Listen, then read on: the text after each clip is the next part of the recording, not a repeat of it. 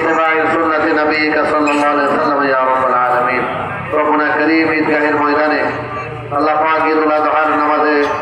আদায় করে